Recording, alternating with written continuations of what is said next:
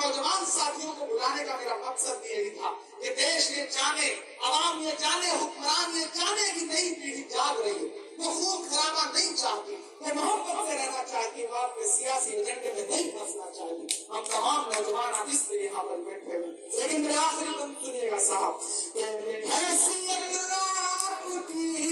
پھیل سکتا بھی ہے، حیثیت آپ کی توڑ سکتا بھی ہے، آپ کا دوست یہ توڑ سکتا بھی ہے۔ اپنے دو مصروں میں اپنے غصے کو ان مصروں میں ڈھال کے پہنچائیے، میں یہاں سے